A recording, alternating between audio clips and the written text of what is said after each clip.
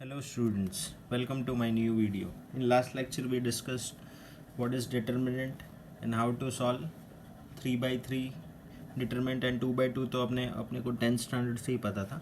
तो 3 by 3 determinant कैसे solve करना है that we discussed in last lecture. So in today's lecture we gonna learn two new things.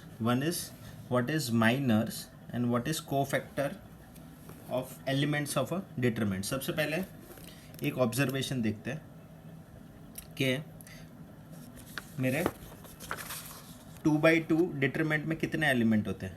देखो ना, 1 2 3 4. तो सिंपली इधर इसका ऑर्डर मैं देखूँगा तो इट इज़ 2 into 2.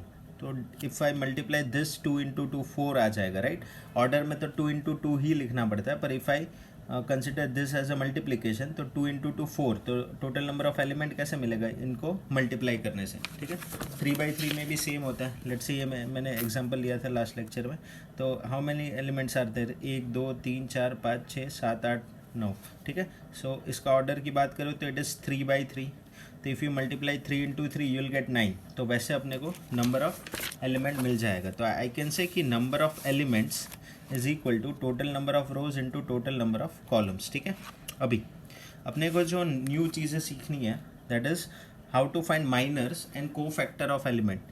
ठीक है, माइनर्स को will call MIJ, capital M और IJ, एंड को फैक्टर का नोटेशन होता है CIJ.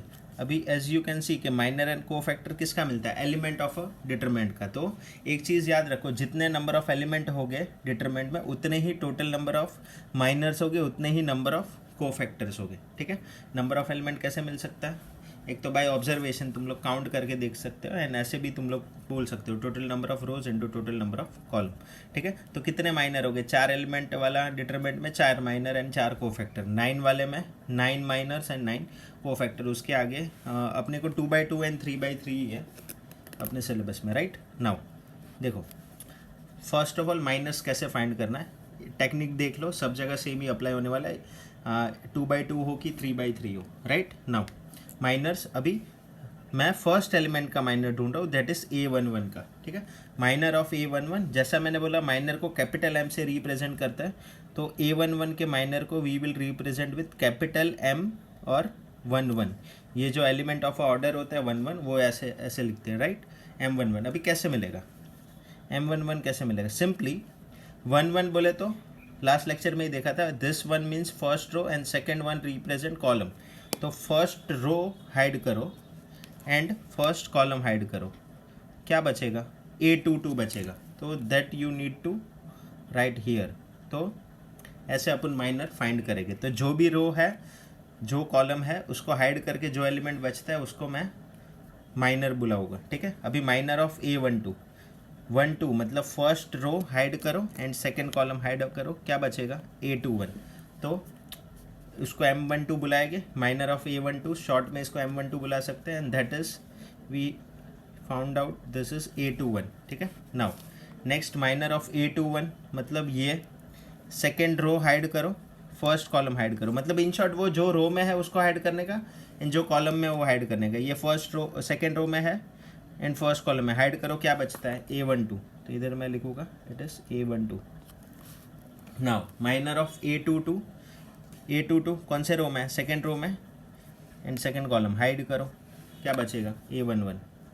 So this is my minor M22. ठीक है, नाउ ऐसे माइनर ढूंढते हैं. 3/3 में कैसे ढूंढते हैं दैट विल सी. अभी को फैक्टर्स का को फैक्टर ढूंढने का एक फॉर्मूला है.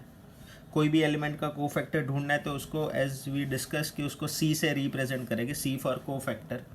को factor of AIJ is equal to CIJ. इसका फॉर्मूला ये है -1 raised to I plus j equal into MIJ. तो ये फॉर्मूला अपने को याद रखना है. -1 raised to ये जो होता है उनका एडिशन इंटू MIJ. ठीक है, नाउ फर्स्ट को फैक्टर ऑफ A11 उसको क्या बुलाऊंगा मैं? C11, right.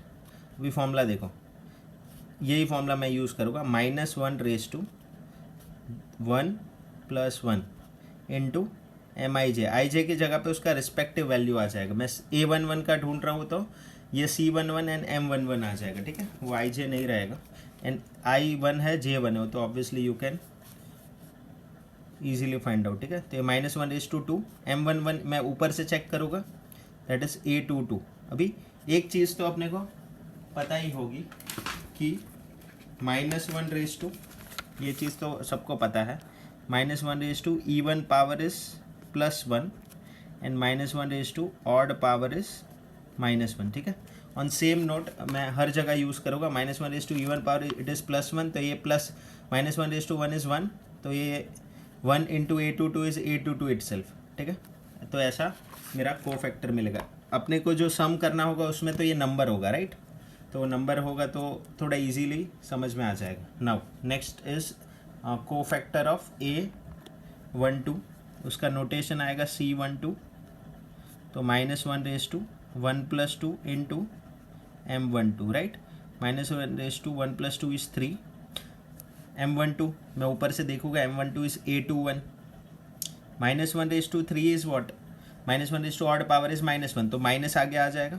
-1 लिखूँ, बेटर है मैं माइनस ही लिख देता हूँ, -1 इंटू, जिसको नहीं समझता वो ऐसे लिख सकता है, -1 into A21, ultimately it would be -A21, ठीक है।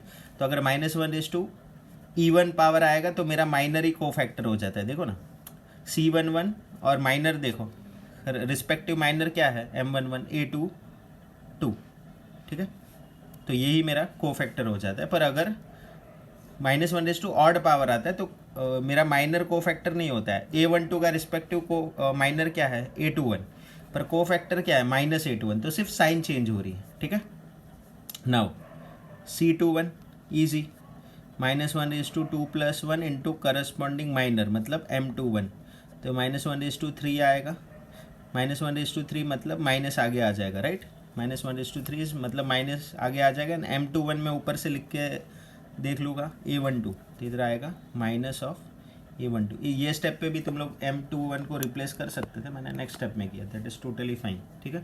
Now C22 -1/2 + 2 into corresponding minor that is M22, -1/4 हो जाएगा, -1/2 इवन पावर इज़ +1, तो M22 मैं लिख लेता हूँ ऊपर से, that is A11, -1/4 is +1 + 1 into A11, तो सेम ही रहेगा, ठीक है, समझा ना। ऐसे 2/2 के minors and cofactor we will find, ठीक है। माइनर्स के लिए क्या करना है, ये जो चीज़ है उसको देखना है, या तो एलिमेंट में सीधा डिटरमिनेंट में देखोगे तो भी चलेगा। इसका माइनर चाहिए उसको M11 से रिप्रेजेंट करेंगे। वो अपन ने order of element last time देखा था, कैसे ये 1 1 आया, कैसे 1 2 आया, कैसे 2 1, कैसे 2 2, राइट। ये फर्स्ट रो फर्स्ट कॉलम में, इसलिए इट इज़ A11, ठीक है। तो वो रो एंड वो column we need to hide, and जो बचता है वो मेरा माइनर बन जाएगा। A11 का माइनर वैसे मिलेगा, A12 का ये कॉलम ये रो हाइड करो एंड सो ऑन, ठीक है। इन कोफैक्टर के लिए एक फॉर्मूला याद रखना है, दैट इज़, अभी याद रखो कोफैक्टर में अगर सिर्फ कोफैक्टर पूछा है तो मेरे को माइनर तो चाहिए, क्योंकि कोफैक्टर के फॉर्मूला में ही माइनर आता है, -1/i + j into MIJ, right. उसका नोटेशन आएगा C11 सिर्फ, तो ये याद रखो, -1/2 इवन पावर आएगा तो +1 ही आएगा, तो 1 into anything is same thing. बाद में -1/2 इवन है तो सीधा ये लिख देंगे, एंड ऑड है -1/3 है तो इधर मैं -A21 लिखूँगा, ठीक है। एक एग्जांपल देखते हैं, ये मेरा एग्जांपल है, राइट। तो इसका माइनर एंड कोफैक्टर्स फाइंड करना है अपने को, सिंपल है। तो अपन करस्पॉन्डिंग फाइंड करते जाएंगे parallelly. Let's say M11 minor ढूंढेंगे, बाद में उसका कोफैक्टर तुरंत उसके नीचे, ठीक है। M11 तो कैसे मिलेगा, M11 मतलब first row first column hide करने का, व्हाट आई गेट 5, तो M11 इज़ 5। देन C11 कैसे मिलेगा, C11 का फॉर्मूला आएगा -1/1 + 1 इंटू M11, ठीक है। -1/2 M11 कितना मिला 5, ठीक है। -1/2 इज़ +1, -1/2 इवन पावर है तो +1 आएगा, ऑड है तो साइन चेंज करना पड़ेगा, ठीक है, मतलब -1 आएगा। -1/2 इज़ +1, 1 इंटू 5 इज़ 5, डायरेक्टली 5 लिख सकते हो, या तो किसको नहीं समझ रहा है तो इसको पहले 1 लिखो इंटू 5, ठीक है, सबको समझेगा ऑब्वियसली। M12 ऑर्डर में ही जाओ, 1 1 बाद में 1 2 मतलब फर्स्ट रो हाइड करने का, एंड सेकेंड कॉलम हाइड करने का, व्हाट आई विल गेट 4, तो M12 इज़ 4, माइनर मिल गया। कोफैक्टर के लिए उसका C12 नाम आएगा, दैट इज़ -1/1 + 2 इंटू M12, कैसे मिलेगा, दिस इज़ -1/3 इंटू M12 क्या था 4, -1/3 इज़ -1 एंड -1 इंटू 4 इज़ -4, ठीक है। तो ऐसे मेरा M12 मिलेगा। नाउ नेक्स्ट इज M13, तो फर्स्ट M13 तो नहीं होगा क्योंकि 2/2 है, तो M21 होगा, राइट। M21 कैसे मिलेगा, second row first column hide करो, you will get 3, so M21 is 3 and C21 would be -1/2 + 1 into M21, तो again -1/2 + 1 is 3, M21 is 3, -1/2 odd power is -1 into 3 is -3, right?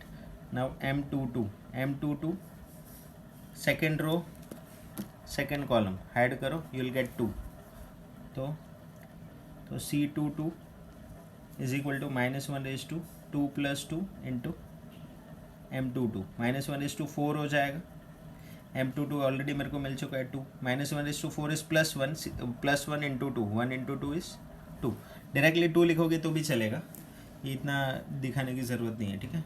As per your convenient तुम लोग लिख सकते हो। Now अभी देखो, तो ये 2/2 का डिटरमिनेंट बहुत ईजी था, राइट। नाउ नेक्स्ट देखते हैं 3/3 का डिटरमिनेंट, कितना एलिमेंट है 9, तो माइनर्स एंड कोफैक्टर भी कितने हो गए 9 सी हो गए, तो पहले मैं माइनर ढूंढ रहा हूँ एंड बाद में उसका कोफैक्टर ढूंढूंगा, ठीक है।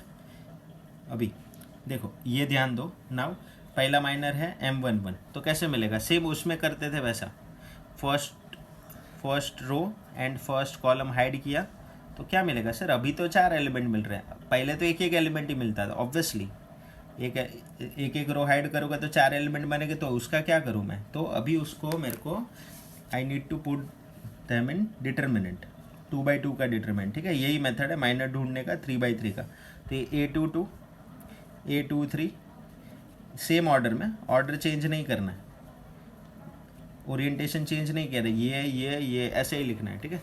बस अभी इसको क्या करेंगे, इसको सॉल्व करेंगे, 2/2 का कैसे सॉल्व करते हैं डिटरमिनेंट, क्रॉस मल्टीप्लाई, बीच में माइनस, तो A22 into A33 minus A32 into A23, ठीक है। तो अपने को तो न्यू नंबर्स दिए होंगे तो वो अपन सॉल्व हो जाएगा, ठीक है। नंबर्स देंगे तो मल्टीप्लाई कर देंगे एंड बाद में उनको सब्ट्रैक्ट कर देंगे एंड सो ऑन।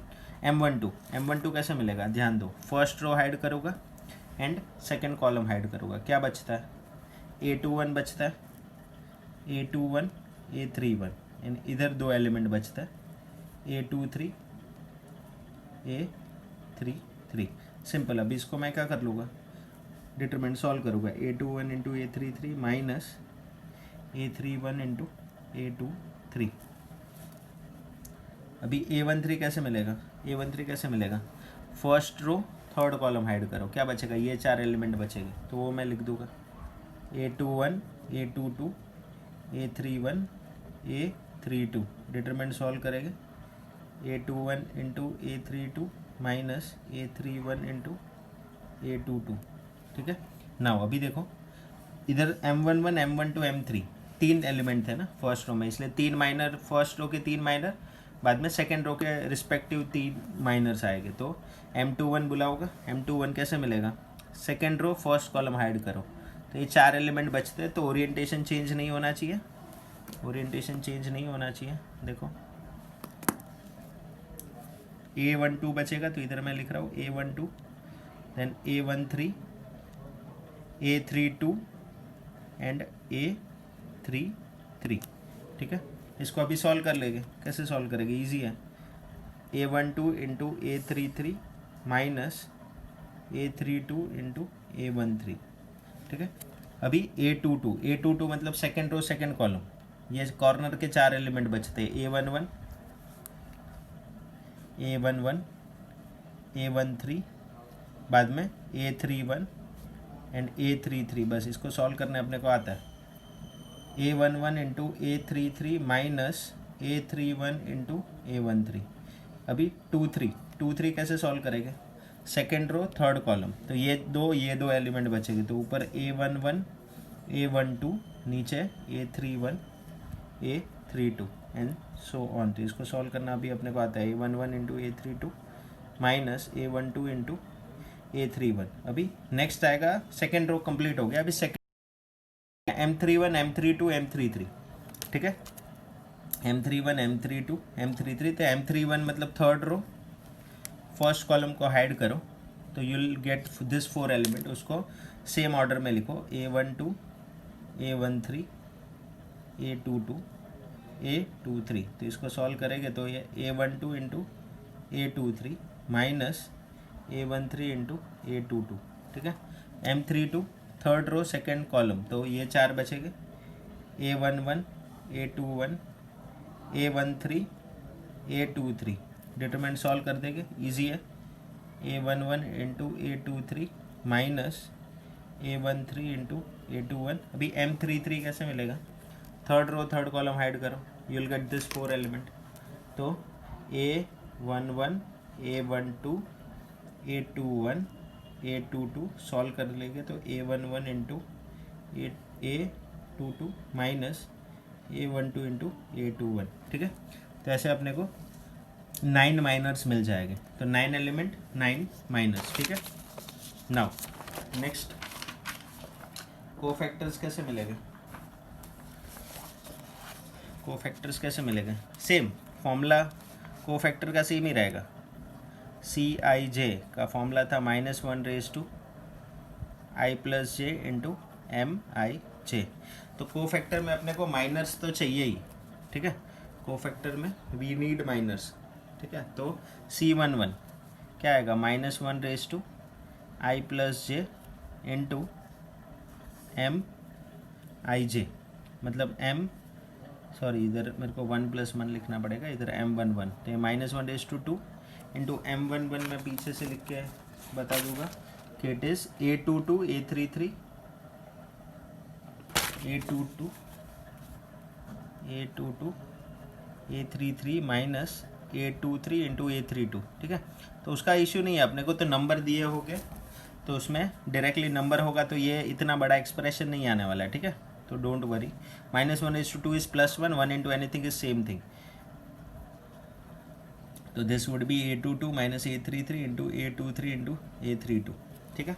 नाउ ये आएगा -1 1 + 2 इंटू M12। तो -1 1 + 2 1 + 2 कितना हो जाएगा, -1/3। नाउ M12 सेम, M12 के लिए अपने को माइनर रेफर करना पड़ेगा। माइनर है A21 into A33 A21 into A33 minus 31 into 23 A31 into A23, ठीक है। नाउ माइंड वेल, अभी -1/3 -1/3 वुड बी व्हाट, -1/3 इज -1। तो ये -1 इंटू एनीथिंग, तो ये माइनस अंदर जाएगा तो साइन चेंज हो जाएगा, ठीक है। तो मैं डायरेक्टली लिख रहा हूँ, साइन चेंज करेंगे तो ये A31 इंटू A23 पॉजिटिव हो जाएगा, और ये पॉजिटिव था वो नेगेटिव हो जाएगा। तो this would be -A21 into A33। And on same note we can find remaining cofactor, ठीक है। तो मैं सॉल्व करके वो बता देता हूँ तुमको। रिमेनिंग कोफैक्टर्स फाइंड कर दिया, you can find from your and cross check कर सकते हो। सेम ही है, इजी है, सेम फर्स्ट टू आ गए तो आगे की अपने को आने वाली ही है, ठीक है। सिर्फ ये ध्यान देना, -1 ऑड है तो नेगेटिव आएगा, तो ये साइन चेंज होगा, ये पॉजिटिव आगे, ये नेगेटिव पीछे, ठीक है। -1 इवन है तो एज इट इज़ जो मेरा माइनर है वही मेरा कोफैक्टर आएगा, क्योंकि -1/4 is +1, 1 into anything is same thing, ठीक है। सो अपन एक अभी इसके ऊपर बेस्ड सम देख लेते हैं 3/3 का, जैसे 2/2 में देखा था।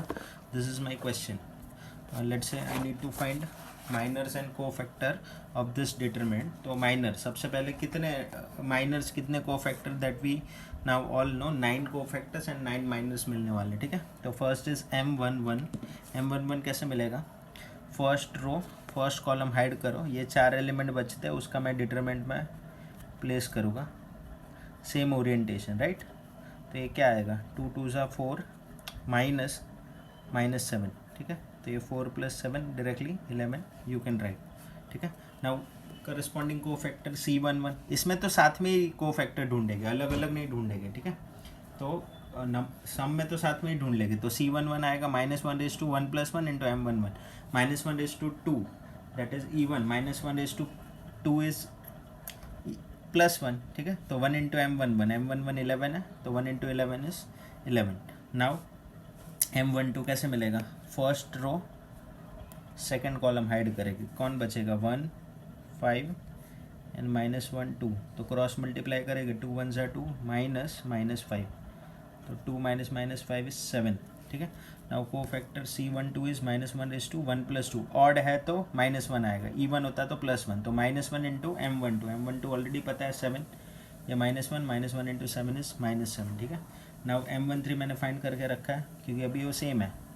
First row third column hide करेंगे, 1 2 5 7 बचेगा, डिटरमिनेंट निकाल लो, 7 - 10 इज -3 एंड माइनस अभी cofactor -1/1 + 3 4, -1/2 even power is +1 into M13, तो 1 इंटू -3 इज -3, ठीक है। नाउ M21 कैसे मिलेगा? Second row first column hide करो, -1 3 7 एंड 2, ठीक है, 7 2, डिटरमिनेंट सॉल्व करेंगे, -2 -21 -23, अभी करस्पॉन्डिंग कोफैक्टर कैसे मिलेगा? C21 -1/2 + 1 इंटू M21, 2 + 1 ऑड होगा, मतलब सीधा -1 लिख देने का, into M21 that is -23, -1 into -23 is +23। Now M22 same कैसे मिलेगा?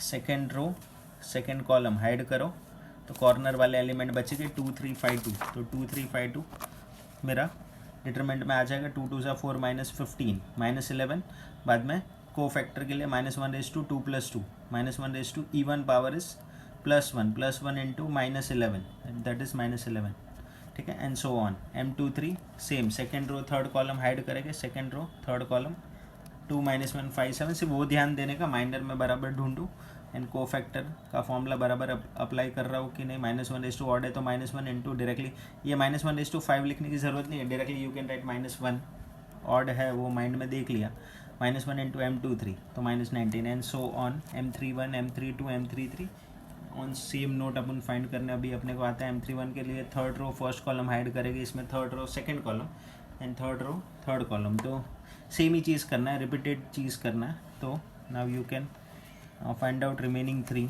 एंड क्रॉस चेक, ठीक है। नाउ अभी थोड़ा नया चीज़ देखते हैं, expansion of determinant by using minor and cofactor of any row और कॉलम। मेरे को 3/3 का डिटरमिनेंट मैंने अपने वे में अपन ने फाइंड किया है, राइट, और एक वे है और 6 वेज है जिसमें उसका मैं डिटरमिनेंट फाइंड कर सकता हूँ, पर अगर वो बोला है तो ही मैं फाइंड करूँगा, वरना अपना वो ट्रेडिशनल वे से फाइंड करेंगे जैसा मैं लिखता था। ये first row as it is, middle वाले का साइन चेंज, एंड इसके बाजू में फर्स्ट रो के फर्स्ट एलिमेंट के बाजू में इसका डिटरमिनेंट, बाद में सेकंड के बाजू में ये चारों का डिटरमिनेंट, एंड थर्ड के बाजू में ये चारों का डिटरमिनेंट, ठीक है। वो ट्रेडिशनल वे ही फाइंड करेंगे।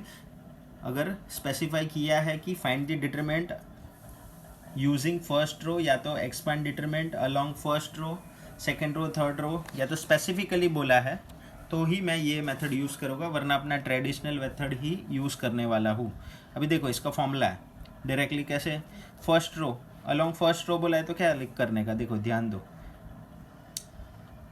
फर्स्ट रो के एलिमेंट लिखने के, that is A11 A12 A13, sign बिन कुछ चेंज नहीं करना है, ठीक है। अभी फर्स्ट रो के एलिमेंट के सामने उनका करस्पॉन्डिंग कोफैक्टर लिखने का, A11 के कोफैक्टर को क्या लिखूंगा मैं, C11 प्लस, बाद में इधर क्या लिखूंगा, इसका corresponding cofactor would be C12 plus इसका corresponding cofactor would be C13, खत्म। ये जो वैल्यू देगा वो मेरा डिटरमिनेंट का ही वैल्यू होगा, ठीक है। Now along second row simple, same like first second row लिखने का, साइन चेंज नहीं करना है, माइंड वेल जैसा दिया है वैसे ही, A1 A21 A22 and A23 and corresponding cofactor, second row के एलिमेंट लिखे हैं तो सेकेंड रो के ही कोफैक्टर लिखना है, मतलब C21 plus C22 plus C23, ठीक है। तो ऐसे करके भी डिटरमिनेंट का वैल्यू मिलेगा। सर ये और ये सेम होगा, ऑब्वियसली सेम होगा कि ये सब चीज़ें एक्सपांशन ऑफ डी के लिए यूज़ हो रहा है, तो ऑब्वियसली ये मेथड से अगर डिटरमिनेंट का वैल्यू लेट्स से 10 मिल रहा है तो इधर से भी 10 मिलेगा, बाकी के तीनों के 4 मेथड से भी 10 मिलेगा एंड अपने ट्रेडिशनल मेथड से भी 10 ही मिलेगा, ठीक है। Now along third row now you can make it A31 A32 A33 corresponding cofactor C31 C32 C33, बीच में एडिशन ही करना है, ठीक है। First column same along first column बोला है तो क्या लिखूंगा, फर्स्ट अभी कॉलम के अलॉन्ग, तो फर्स्ट कॉलम के एलिमेंट लिखो A11 A21 and A31 and corresponding cofactor, तो C11 इधर प्लस है, बाद में C21 एंड इधर भी प्लस ही आएगा एंड इधर C31, ये भी तुम लोग को डिटरमिनेंट का ही वैल्यू देगा। अलॉन्ग सेकंड कॉलम बोला है तो क्या करेंगे, सेकंड कॉलम के एलिमेंट लिखेंगे A12 A22 A32 A12 A22 A32 and corresponding cofactor C12 C22 and C32, बीच में एडिशन आएगा, राइट। नाउ थर्ड कॉलम है तो A13 A23 A33 and corresponding cofactors, तो ऐसे करके अभी ऐसा मैंने इधर बोला कि using minus and cofactor, sir minus तो आए नहीं पर कोफैक्टर ढूंढा ना, तो कोफैक्टर की फॉर्मूला में ही माइनस आता है, तो cofactor without finding minus I can't find cofactor, क्योंकि उसका फॉर्मूला ही ये है CIJ is equal to -1/i+j into MIJ, ठीक है। तो ये मेथड से भी अपना डिटरमिनेंट का वैल्यू मिल सकता है। माइंड वेल कि अपन ने जो मेथड पहले सीखा है दैट इज़ ऑल्सो वैलिड, जैसा ये फर्स्ट रो यूज़ करके अपन डिटरमिनेंट ढूंढते थे 3/3 का, तो वैसे भी ढूंढ सकते हैं, ठीक है। पर जब स्पेसिफाई किया है कि यूजिंग दिस रो और this specific column expand the given determinant, तो ये मेथड लगाना है, तो उसमें मेरे को कोफैक्टर चाहिए, ठीक है। तो एक सम करते हैं एक्सरसाइज का 6th some, 5th question upon and में करेंगे। तो 6th question is this, find the value of determinant expanding along the third column, तो थर्ड कॉलम यूज़ करके मेरे को डिटरमिनेंट का वैल्यू ढूंढना है। सर यूजिंग थर्ड कॉलम मेरे को आता है, फॉर्मूला पहले मैं लिख लेता हूँ, एक्सपांशन अलॉन्ग थर्ड कॉलम बोले तो ये वाला, अभी इधर A11 A23 वो सब नहीं लिखा है, तो अपने को खुद को समझना है। थर्ड कॉलम के एलिमेंट को क्या लिखते हैं, A13, बाद में A23 एंड बाद में A33 एंड करस्पॉन्डिंग कोफैक्टर लिख दो सर, इधर लिखेंगे C13, बीच में तो प्लस ही आता है, इधर आएगा C23, इधर भी प्लस आएगा एंड इधर आएगा C33, बस। अभी ये जो अननोन्स है वो मेरे को ढूंढना है। सर अभी कोफैक्टर ढूंढ लो, बाकी A13 मुझे पता है 2, A23 मुझे पता है -4, A33 मुझे पता है 0, सिर्फ C13 C23 C33 ढूंढ लो। तो अभी देखो मैं वो सब ढूंढ रहा हूँ, A13 मैं लिख लिया 2, क्योंकि ये फॉर्मूला में अपने को पुट करना है तो मैं इधर ही लिख रहा हूँ ताकि जब बैक सब्स्टिट्यूट करेंगे ईजी पड़ेगा। तो बाद में M13, पहले तो M13 मिलेगा, माइनर M13 कैसे मिलेगा, first row third column hide करो, तो -2 3 -3 4 -2 3 -3 4 मल्टीप्लाई करेंगे, -8 -9, तो -8 + 9 इज़ 1। अभी इसमें से कोफैक्टर का formula C13 is equal to -1/1 + 3 -1/E1 है, तो I will get +1 into M13 is 1, ठीक है। नाउ सेम A23 मैंने लिख के रखा क्योंकि मेरे फॉर्मूला में that is required, and C23 कैसे मिलेगा, पहले M23 चाहिए, M23 मतलब second row third column hide करो, तो I will get -1 1 and -3 and 4, तो उसका मैंने डिटरमिनेंट बनाया, उसका वैल्यू मैंने फाइंड कर लिया, -4 + 3 -1 एंड C23 के लिए -1/2 + 3, ऑड है तो -1 आएगा, इंटू M23 इज ऑल्सो -1, ये +1 मिल जाएगा। And A33 on same note मैंने फाइंड कर दिया, A33 तो एलिमेंट A33 इज 0, M33 के लिए ये हाइड करेंगे तो -1 1 -2 3 मिलेगा, -1 1 -2 3, ठीक है। तो ये -3 -2 नहीं सॉरी -3 -2, तो that will be -3 + 2 is -1।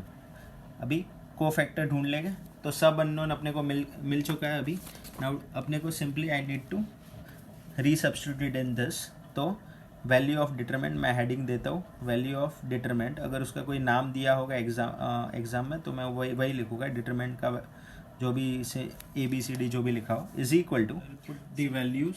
A13 कितना है, A13 इज़ 2 इंटू C13 मिला मेरे को 1 plus A23 is -4 into C23 is +1 plus A33 0 है, तो 0 इंटू C33, 0 इंटू एनीथिंग 0 ही हो जाएगा, तो ये मिलेगा 2 -4 0 इंटू एनीथिंग 0, तो डिटरमिनेंट का वैल्यू इज़ -2, ठीक है। तुम लोग ट्रेडिशनल मेथड से भी ढूंढोगे डिटरमिनेंट का वैल्यू -2 ही मिलेगा। ठीक है। अभी नाउ मैंने अभी जैसे अपन ने देखा इधर 6 वे में मेरे को डिटरमिनेंट का वैल्यू ढूंढ मिल सकता था, तो इधर अपन को यूजिंग अपन ने थर्ड कॉलम किया। तो मैं एक फॉर एक्स्ट्रा मैंने अलोंग सेकेंड रो भी एक्सपांड करके दिखाया कि ये सॉल्व करने से भी डिटरमिनेंट का वैल्यू मिलता है, वो मैं सिर्फ एक बता रहा हूँ। तो एक्सपांशन अलोंग सेकेंड रो, तो सेकेंड रो के एलिमेंट कौन होते हैं, A21 A22 A23, corresponding cofactor C21 C22 C23, ठीक है। नाउ A21 मेरे को डिटरमिनेंट में से मिल सकता है, डिटरमिनेंट का वैल्यू मैं वापस ऊपर लिख देता हूँ, दैट इज़ -1 1 2 -2 3 -4 एंड -3 4 0, ठीक है। नाउ सेकेंड रो ये है -2, बाद में M21 कैसे मिलेगा, second row first column hide करो 1 2 4 0, माइनर मिल गया, माइनर में से कोफैक्टर मिल जाएगा A22, ये थर्ड। M22 कैसे मिलेगा, second row second column hide करो -1 2 -3 0, डिटरमिनेंट मिल गया, माइनस मिल गया, कोफैक्टर मिल जाएगा A23, मतलब सेकेंड रो का लास्ट एलिमेंट -4 करस्पॉन्डिंग माइनर ढूंढा, माइनर में से कोफैक्टर ढूंढा। अभी वैल्यू ऑफ डिटरमिनेंट सब चीज़ मिल गया, तो ये सब में करस्पॉन्डिंग वैल्यू रखेंगे। इधर -2 × 8 होगा, बाद में 3 × 6 होगा, एंड में -4 × 1 होगा, ठीक है। ये -16 + 18 -4, दिस इज -16 -4 -20 + 18 -2, अल्टीमेटली सेम ही आंसर मिल रहा है, राइट। तो जो भी स्पेसिफिक रो या तो कॉलम बोला है, तो वो स्पेसिफिक रो या तो कॉलम यूज़ करके कैसे डिटरमिनेंट सॉल्व फाइंड कर सकते हैं, वैल्यू फाइंड कर सकते हैं, वो अपन ने देखा, ठीक है। एंड माइंड वेल कि अगर मेरे को अलोंग सेकेंड रो बोला है तो सब कोफैक्टर सब माइनर मत ढूंढो, वही रो के कोफैक्टर ढूंढो। टोटल तो 9 माइनर्स एंड 9 कोफैक्टर्स हो गए, बराबर 3/3 में। तो अलोंग कोई स्पेसिफिक रो या तो कॉलम पूछा है तो वही 3 कोफैक्टर ढूंढ लेने का, बाकी के 6 नहीं ढूंढने का, उसमें टाइम वेस्ट नहीं करने का, ठीक है। नाउ अभी एक चीज़ देखो, और एक चीज़ देखो, A11 A12 A13 and A23, ये भी मेरे को फाइंड करना है।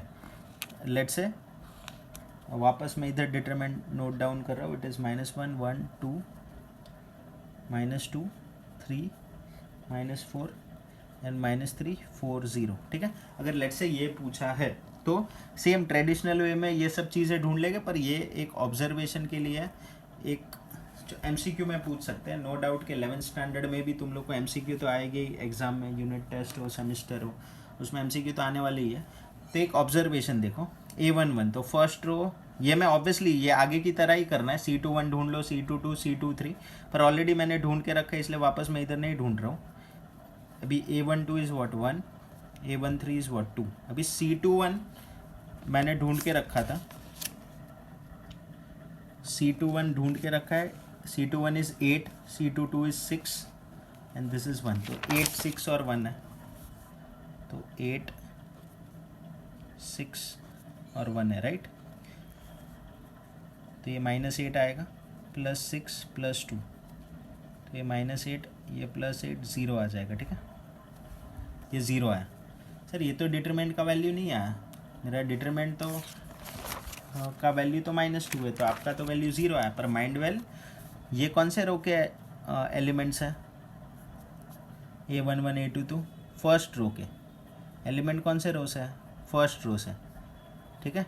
तो एलिमेंट मैंने फर्स्ट रो के लिए कोफैक्टर ज़रा ध्यान से देखो, C21 C22, ये तो सर सेकेंड रो है, तो कोफैक्टर किसके है, सेकेंड रो के है। हाँ, तो एक चीज़ याद रखने का, जो रो मैं ले रहा हूँ, जिसके जो रो के एलिमेंट ले रहा हूँ वो सेम रो के ही कोफैक्टर हो गए, तो ही आंसर डिटरमिनेंट का वैल्यू देगा। अगर कोई अलग रो के कोफैक्टर हो गए, सेम रो के कोफैक्टर नहीं हो गए, तो उसमें आंसर 0 आता है। तो MCQ में अगर ये आता, डिटरमिनेंट दिया होता, ये पूछा होता, तो सीधा मैं ये देख लेगा एलिमेंट फर्स्ट रो के है, कोफैक्टर सेकेंड रो के है, तो डायरेक्टली आंसर 0, ठीक है। नाउ सेम और एक बार अपन क्रॉस चेक कर लेते हैं, A21 हाँ, A22 हाँ, ये अभी कौन से रो के ये है एलिमेंट, सर ये सेकेंड रो के एलिमेंट है। कोफैक्टर कौन से रो के है, कोफैक्टर थर्ड रो के, तो directly answer 0। Mind well MCQ में ही डायरेक्टली मैं आंसर 0 लिख सकता हूँ। अगर लेट से ये थियोरी में क्वेश्चन आता है तो मेरे को डायरेक्टली नहीं लिखना है, ट्रेडिशनल वे से A21 A22 A23 तो पता है मेरे को, C31 ढूंढ लेंगे, C32 C33 वो ढूंढ लेंगे एंड बाद में वो वैल्यू पुट करेंगे एंड बाद में आंसर लाएंगे। पर ये MCQ में लेट से आता है, नो डाउट कि तुम लोग के, मैंने जैसे बोला कि यूनिट टेस्ट सेमेस्टर में भी 11th स्टैंडर्ड में भी MCQ तो आते ही है ना, ठीक है। नाउ इधर ये देखो A11 A21 A31 ये अभी कौन से रो या तो कौन से कॉलम के एलिमेंट है,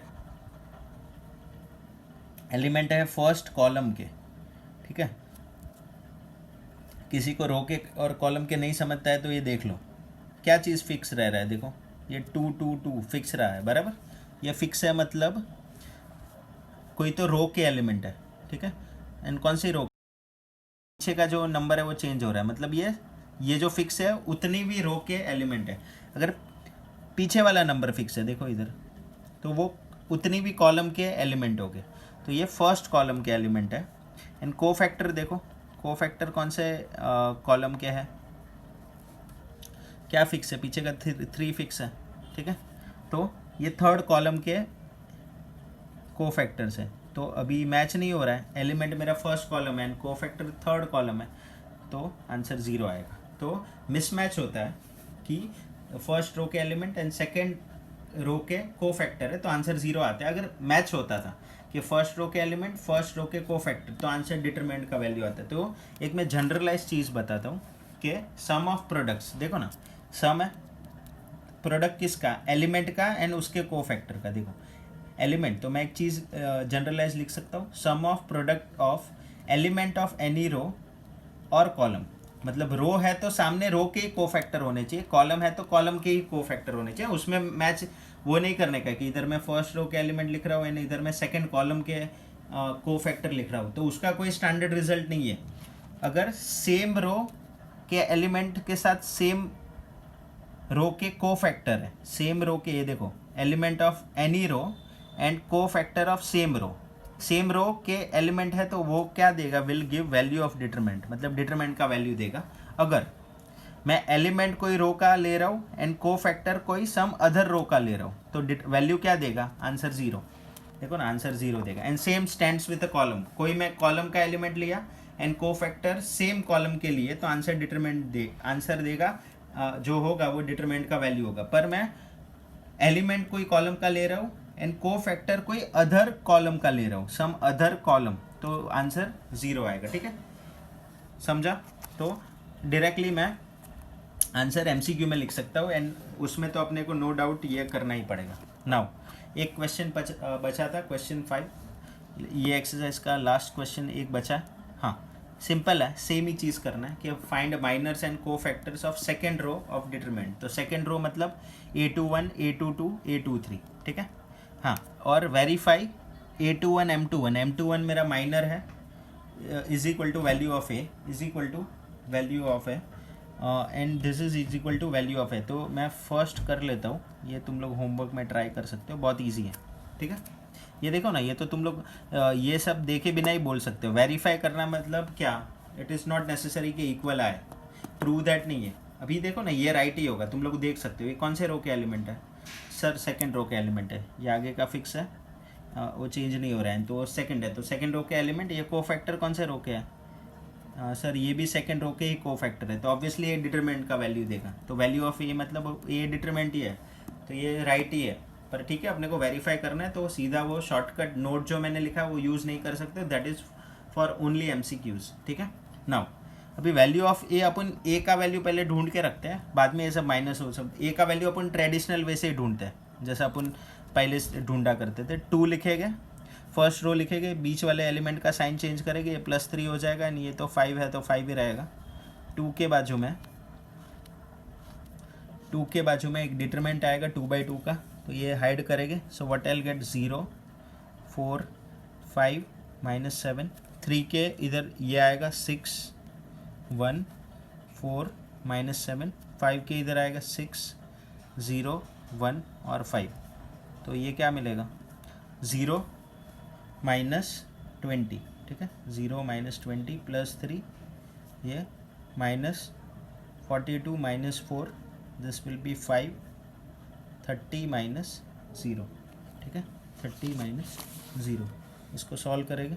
सो ये 2 इंटू माइनस 20 इज़ माइनस 40, ये 3 इंटू माइनस 46 आ जाएगा, प्लस 5 इंटू ये 150 आ जाएगा, ठीक है।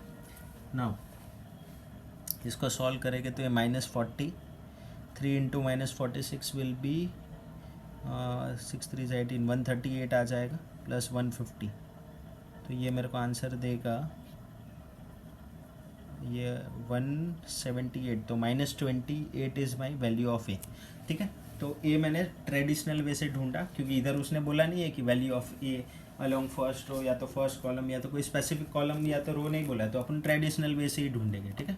नाउ अभी ये वेरीफाई करने के लिए I need this all values, A21 चाहिए, A22 चाहिए, A23 चाहिए, M21, वो तो चलो A21 A22 सीधा डिटरमिनेंट से मिल जाएगा, पर M21 M22 M23 के लिए कैलकुलेशन करना पड़ेगा। एंड नो डाउट इधर भी ध्यान से नीचे भी देख लो ये सब, C21 C22 C23, तो करस्पॉन्डिंग को फैक्टर भी साथ में ही ढूंढ लेना। तो A21 मतलब सेकेंड रो फर्स्ट कॉलम, तो 6, M21 कैसे मिलेगा, वो डिटरमिनेंट होगा सर 3/3 है ना, तो second row first column hide करो, -3 5 5 -7 बचेगा।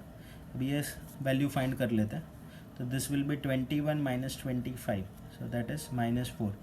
को फैक्टर कैसे मिलेगा, -1/2 2 + 1 into M21, -1/3 is odd, odd है तो -1 लिखूँगा, M21 is -4, so that will give you +4, ठीक है।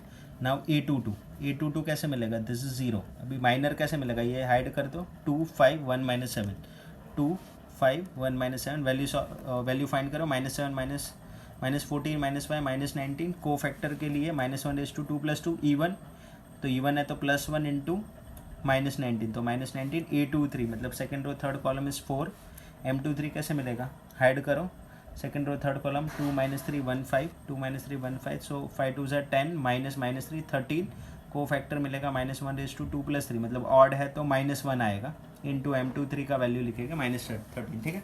तो सब वैल्यू मिल गया। अभी ये एक्सप्रेशन लिखेंगे as it is, -A21 into M21 + A22 into M22 -A23 -M23। अभी करस्पॉन्डिंग वैल्यू अपन ने जो फाइंड किया minus as it is, A21 is 6, C21 is 4, M21 है तो M21 is -4 plus A22 is 0, M22 is -19 minus A23 is 4, M23 is 13, ठीक है।